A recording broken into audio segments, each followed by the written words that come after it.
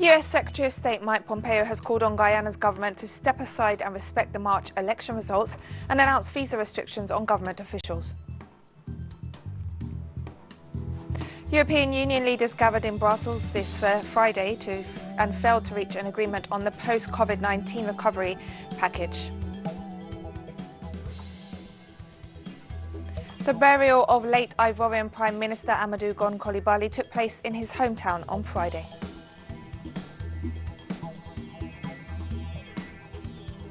From the headquarters of Teleso English in Havana, Cuba, this is From the South, and I'm Katrina Goss. US Secretary of State Mike Pompeo urged Guyana's government, led by David Granger, to step aside and respect the results of the elections held in March. Pompeo announced that the United States will revoke the visa of those who are preventing a peaceful government transition in the South American country. The measure will be extended to Granger's immediate family members and the relatives of his main allies in the Partnership for National Unity, Alliance for Change. Happy early 4th of July to you all and to your family. And in response to the statements by the US Secretary of State, Guyana's government said it regrets the decision to strip officials of visas. In a statement, Granger's government said it had not interfered in the electoral process and urged all countries interested in Guyana's development to await the logical conclusion of the process, which is being managed by the Elections Commission. According to the US ambassador to the country, the embassy in Georgetown is currently informing the targeted officials of the sanctions. The outcome of the political impasse in Guyana will shape the future of the country's emerging oil industry. Guyana has a huge friend in a mighty nation. Those statements, have surprised me, and especially in the context of knowing that you allow the institutions of government to resolve a messy situation.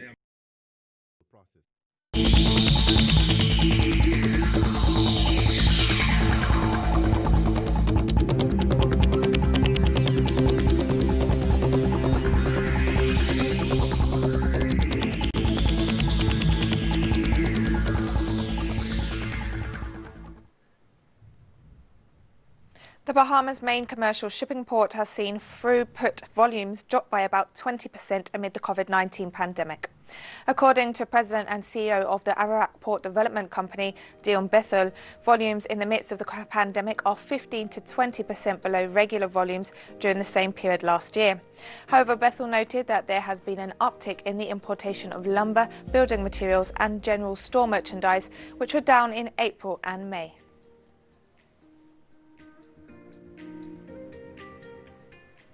Grenada's Prime Minister Dr. Keith Mitchell announced that the country will soon reduce taxes on airline tickets as part of measures aimed at encouraging intra-regional travel within the Caribbean community. The Prime Minister added that his government is implementing various strategies to encourage travel within the region.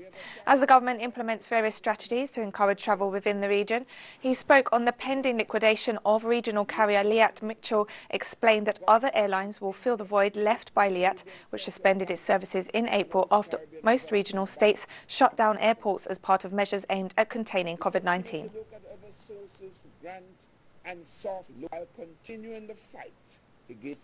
Cuba has not reported any critically ill COVID-19 patients for 20 consecutive days. During his daily press briefing on coronavirus figures, National Director of Epidemiology at the Ministry of Public Health, Dr. Francisco Duran, reported that one COVID-19 patient is in a serious condition and was admitted to the Luis Diaz Soto Hospital in Havana. He also stressed that no COVID-19 fatalities were reported for the 5th day in a row, with the death toll remaining at 87. The doctor again called on the population to comply with protection measures and guidelines to prevent the spread of the virus.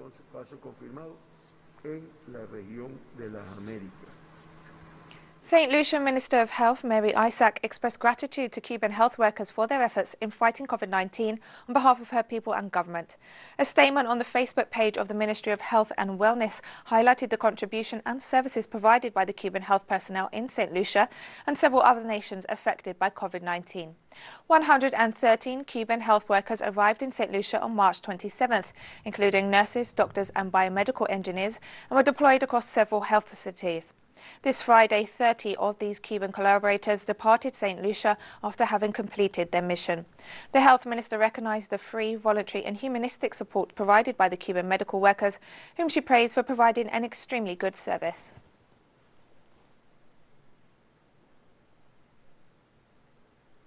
Transport workers' unions in Uruguay staged a 24-hour strike this Friday to condemn threats to their employment rights. The National Union of Transport Workers announced that sector subsidiaries are trying to impose wage cuts and the suspension of benefits without prior collective bargaining. Among the rights that these companies are attempting to eradicate are food vouchers and leave benefits. The single union of vehicles with taxi meters and phones also participated in the strike action. Meanwhile, cargo transporters and banking system transport workers are preparing a mobilization for next week.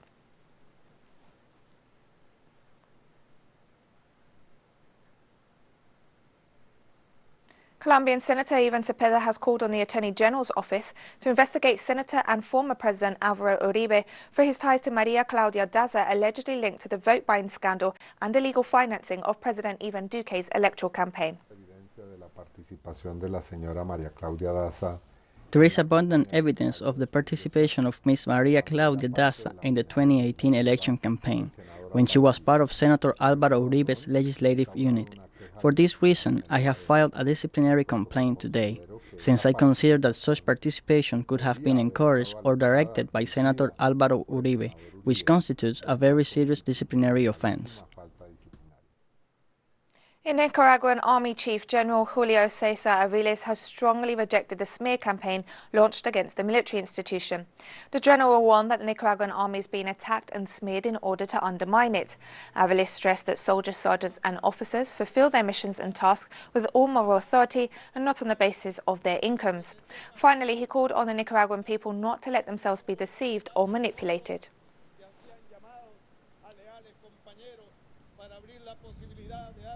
The United Nations Economic and Social Council met virtually for a high-level segment this Friday, focused on future trends and scenarios linked to the long-term impact of COVID-19. Jamaican Foreign Minister Kamina Johnson-Smith addressed the Council and called to reinforce multilateralism. The WHO's role in the pandemic is an example of the multilateralism that is needed. It must act and speak truthfully. It must not bend under pressures, extortions and attacks from the powerful. It must assert its moral authority, its scientific capabilities, and cooperation based on solidarity. The multilateralism that our peoples need must put an end to conventional and economic wars through reason, international law, and much courage. The new multilateralism must point towards the fulfillment of sustainable development goals in all of our countries and distribute resources in a differentiated and equitable manner to guarantee it. The multilateralism needed by humankind and during and after pandemic must show solidarity, efficiency, audacity, creativeness, and courage. We must overcome the formalities, the speeches, the UN language. As Comandante Hugo Chavez said, we must delve into the people's catacombs, feel their needs, suffer their pain, undergo their deprivation, and build with them their own paths towards their happiness and liberation. And we're taking a short break now, but we'll be right back, so don't go away.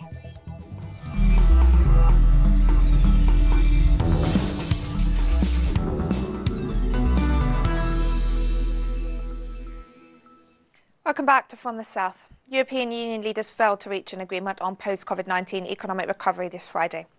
EU leaders gathered in Brussels on Friday for their first face-to-face summit in months, but so far the negotiations have failed to reach a consensus on an economic recovery package in the face of the bloc's worst ever recession.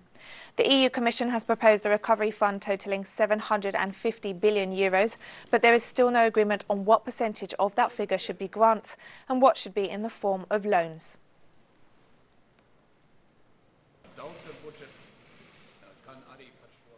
The Eurasian Intergovernmental Council met in Belarus's capital Minsk on Friday. The Prime Ministers of Russia, Armenia, Kazakhstan, Kyrgyzstan and host Belarus held meetings to address urgent matters surrounding economic functioning, exchange and energy cooperation in the face of the impact of COVID-19 pandemic on the region. Talks were also held on health measures and welfare plans.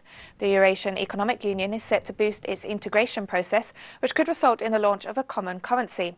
Meanwhile, the free movement of capital, merchandise and workers has been in place among the 5 member states since January 1st, 2019.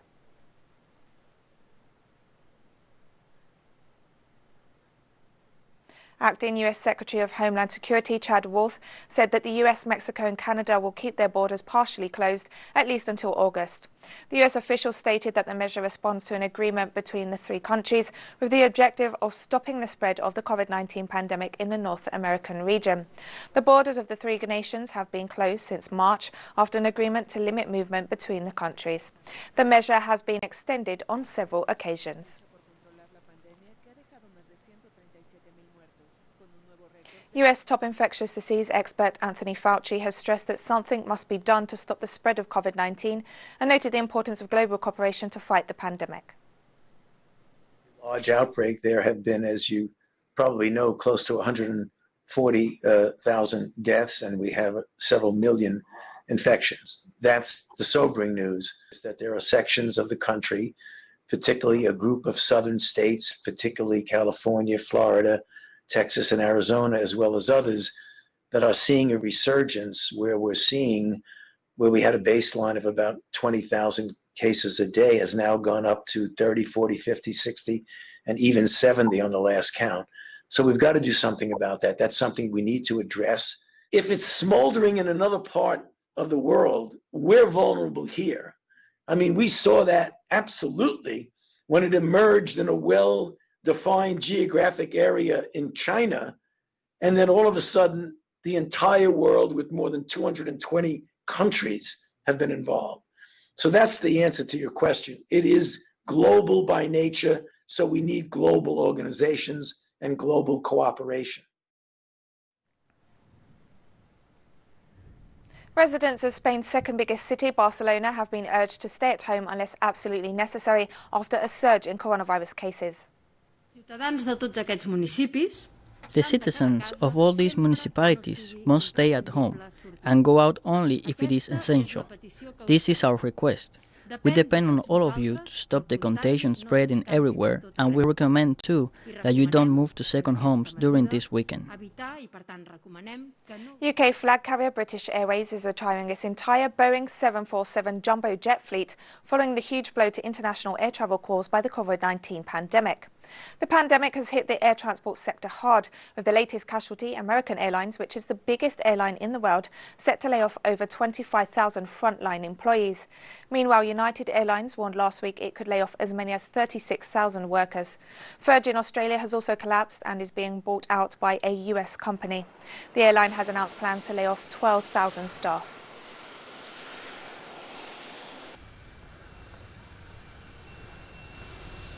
China is experiencing the worst floods in decades, causing severe damages. According to the Chinese authorities, devastating floods along China's Yangtze River have caused extensive damage. The heavy rains since June have left at least 141 people dead or missing and forced nearly 15 million people to be evacuated from their homes in July alone, while causing billions of dollars in economic losses. The water levels in some provinces have hit historic highs, prompting an effort by more than 100,000 troops and other personnel to rescue residents and prevent further flooding.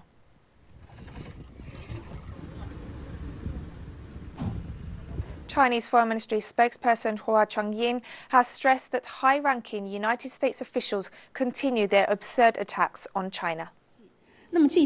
Out of their own selfish political interests, these people do not hesitate to hijack domestic political opinion, China-US relations, international relations even, to the point where they have lost their minds and gone mad.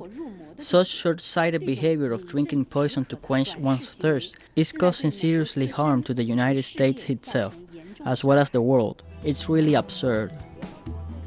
And we have more stories coming up after this final short break, so stay with us.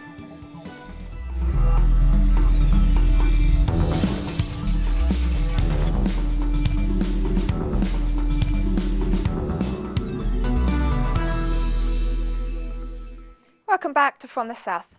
The burial of late Ivorian Prime Minister Amadou Gon Coulibaly took place in his hometown on Friday. The Prime Minister passed away at the age of 61 on July 8th after suffering a heart attack. He was buried in the family tomb in his hometown of Kohogo, where he previously served as mayor. His death came just days after he returned from France, where he received medical treatment for his heart condition. Gon Coulibaly had been chosen by the ruling RHDP party to run for the presidential elections in October of this year.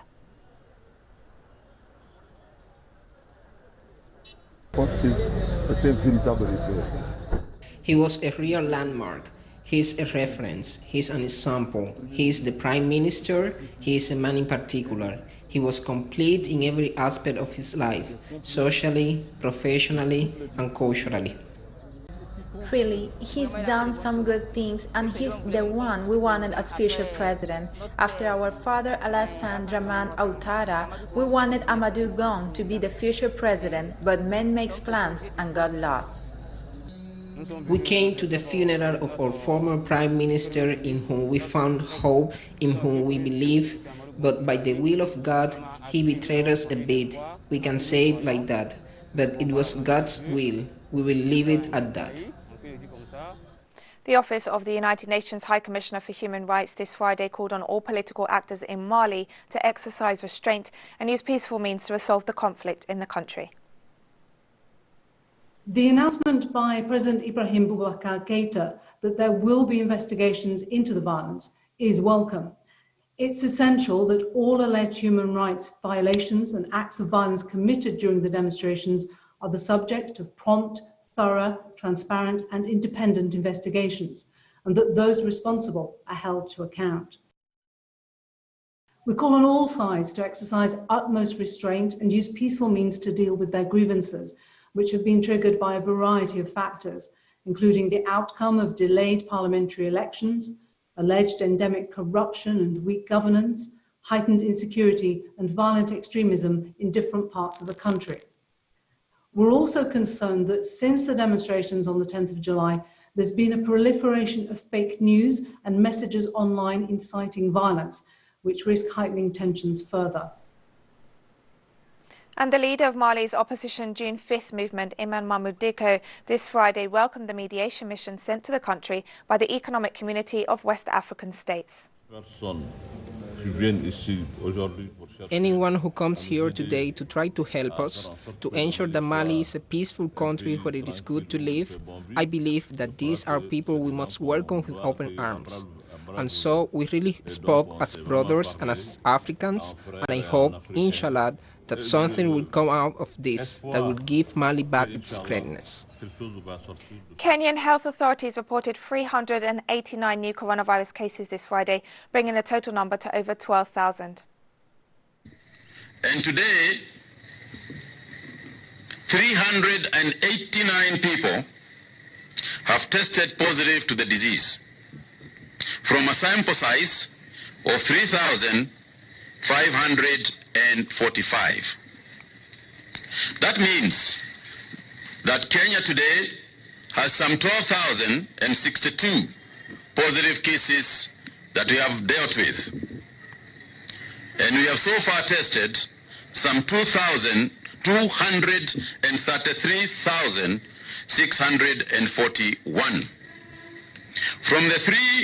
From those cases, 385 are Kenyans, while 4 are foreigners.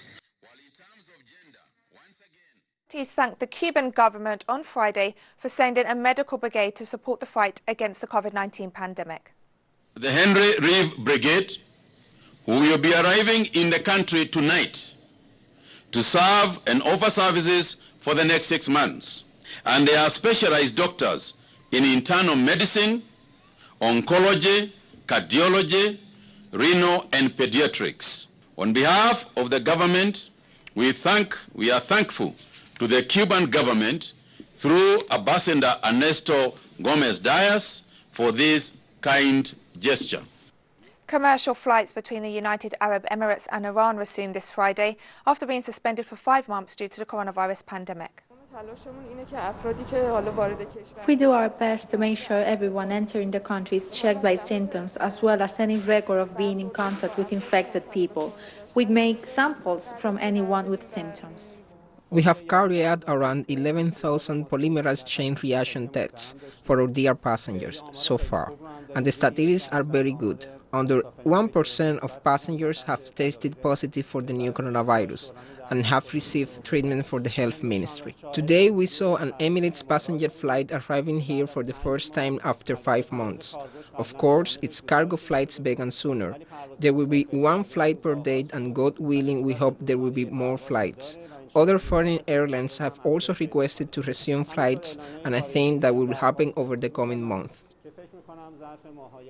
Demonstrations were seen in Jerusalem on Friday to demand that Israeli Prime Minister Benjamin Netanyahu resign. The reason for this demonstration, like previous demonstration, is to deliver a clear message to the Prime Minister that we cannot accept him being in this job.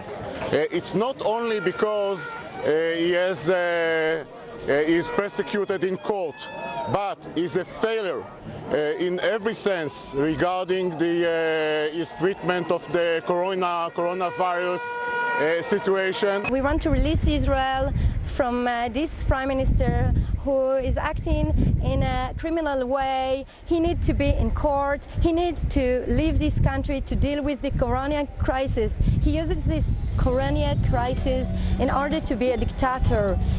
So we don't want it anymore.